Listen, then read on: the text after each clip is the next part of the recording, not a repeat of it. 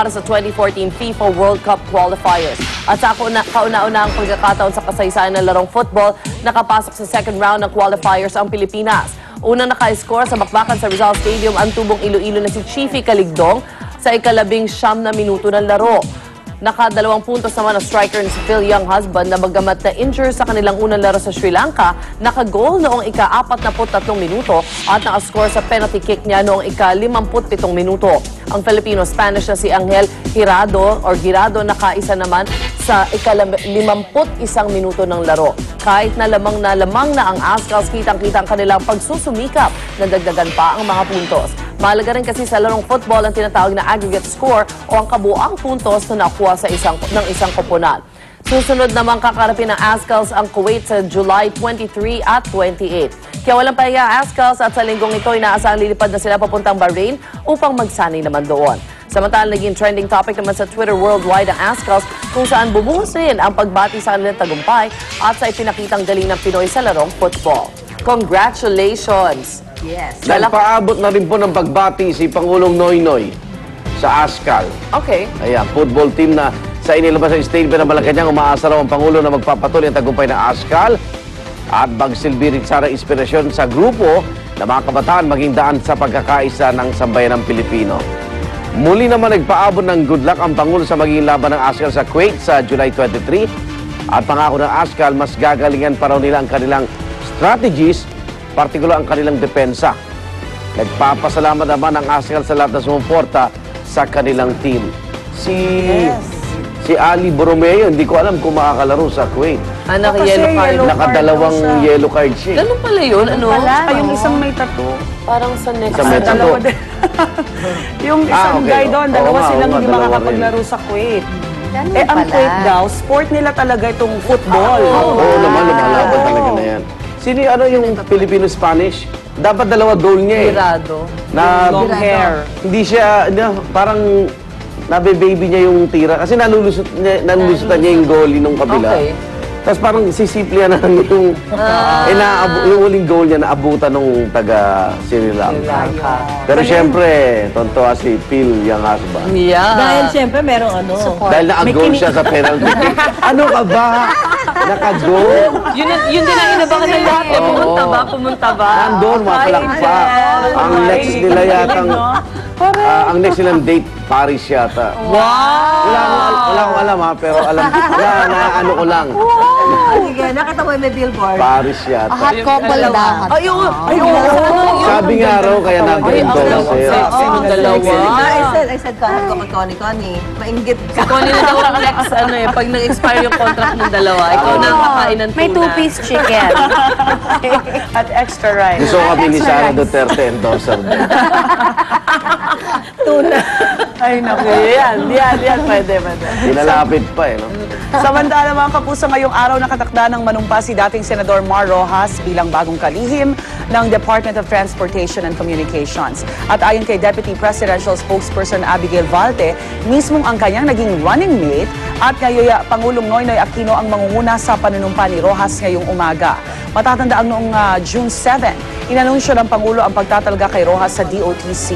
Tiwala raw ang Pangulo sa kakayahan ni Rojas na maisa sa ayos ang mga proyekto ng ahensya, gaya na lang ng NAIA, LRT at ang mga public-private partnership sa mga infrastructure projects. Papalitan ni Rojas ang nagbitiw na kalihim ng DOTC na si Ping De Jesus na binakante ang pwesto noong June 30. Yan. At dasal natin sana after 1 year, hindi rin siya magbitiw.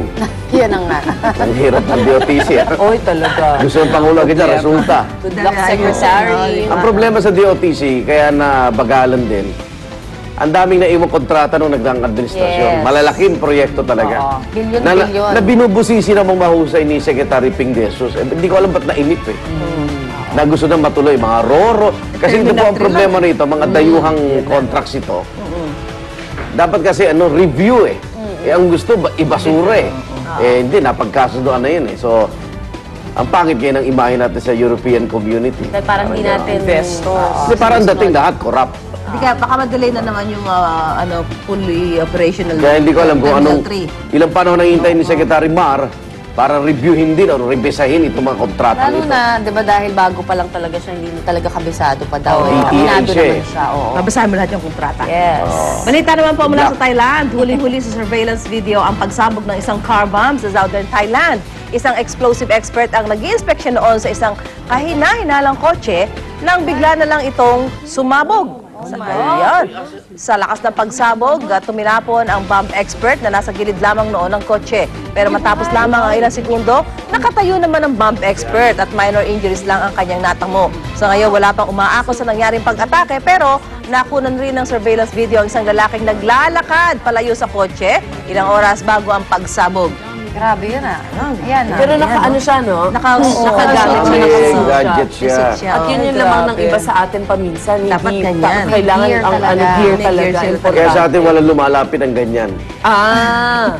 Meron sila. Meron silang tali na may bubog Tali, oh. at lalayo at ihilahin. Samantala, Karanggola ba yun? samantala, ang nangyari naman kung pagsabog sa Thailand kasunod ng kanilang election doon ay kung saan nangunguna ang partidong kinabibilangan ni Yingluck Shinawatra, ang kapatid po na babae ng napatalsik na Thai Prime Minister na si Thaksin Shinawatra. At kung magkataon, ay posibleng siya ang maging kauna-unahang babaeng Prime Minister ng Thailand. Agad nalaman ang resulta ng eleksyon sa Thailand ilang oras matapos isara ang botohan. Nakalaban ni Shinawatra ang incumbent Thai Prime Minister na si Absibeha Jiva. Dahil sa pagkapanalo ni Yingluck, umugong tuloy ang balitang pagbabalik ng kanyang kapatid na nag-self-exile matapos patalsikin sa isang kudeta noong 2006. Pero agad naman itong nilinaw ni Shinawatra na hindi polisiya ng kanilang partido na magbigay ng amnestiya sa iisang tao lamang. Maihahalin tulad si Thaksin kay dating Pangulong Joseph Estrada na kahit napatalsik na sa pwesto, nananatili pa rin popular sa masa at sa mga mahihirap. So Prime Minister na siya, hindi pa? Hindi pa. Di pa. Ay, hindi pa. Lalaban pa lang siya. Nangunguna. Nanapak din kaya yan? Nakakatakot naman. Lakas na lang ng babae. Alam mo, napak.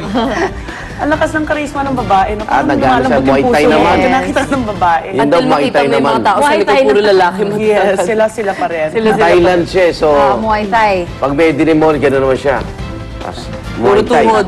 Puro tuhod naman. So ngayon, taas pagka may nito. ganun tawag, huwag ka muna lumapit. Huwag ka na, oh. Pag may ganun. Wala yung Tanong ka na kagad. Bakit po? Bakit po? Bakit po? Ano po yun? Ito naman ang balita natin mula sa China. Isang 2-year-old na batang babae nahulog mula sa 10th floor na isang building doon. Mas China na naman. Buti na lang maswerte siyang nasalo ng isang babaeng napadaan lamang sa lugar. Ano ba yan? At saka 10th floor natutulog kasi ang bata sa kanilang kwarto. Iwan siya ng kanyang lola para kunin ang mga kumot sa rooftop ng gusali. Pero nang bumalik ito, gising na ang bata at nakaakyat na sa bintana. Nang makita niya ang pangyayari, agad na tumakbo si Wu Juping upang saluhin sa kanya mga braso ang bata. Nasalo naman ang bata ng braso ng babae pero dahil sa lakas ng impact, nahulog din ito sa damuhan. Wala namang tinamong pinsala sa ulo ng bata, ngunit kailangan pa obserba ng kanyang dibdib at tiyan. Nagtamo din naman ng bali sa brasong babae sumalo sa kanya. Ang lakas kasi nun. Parang Go, girl! Di ba pagbagsak? Tsaka no time to think siya. Kumbaga nasa instinct niya yung bahala na to, tapos sasaluhin ko na lang whatever. Parang Super girl. Pero, floor, talagang Yes. laglag ka naman. buti bata. Kasi ibang usapan yung Ay, pag nakita mo mas malaki sa'yo na matanda. Diba? Oo, totoo Para hindi yan. mo nakita. Oo, Di ba? Magsalita pag hindi mo na-experience eh. Totoo Oo, yan. Kaya yung reaction bilib, mo. bilib ako Bilib dun ako sa doon sa babae. babae talaga. Buti nasalo kasi minsan nawawala yung sense of ano mo. Totoo di ba? din yung kasi nakatingala ka Saka may din. impact yun eh. Yes. Kaya siya nabalian. Yung bata, okay na. Oh, wala sa taas.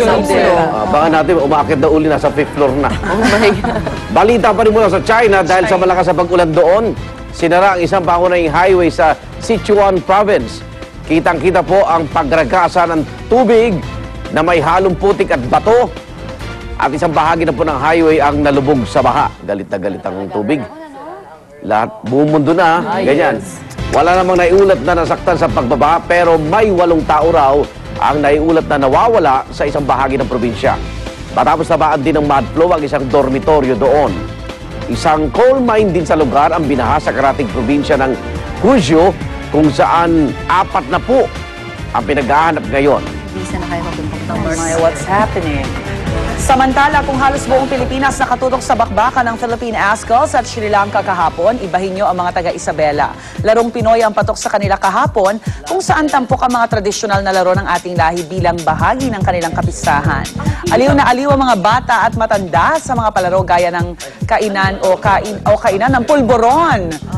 Ayos, tinapay at kakanin na gamit lamang ang bibig. Kahit na masamid-samid na at halos maubusan ng hininga, tuloy pa rin sa pagkain ang mga kalahok.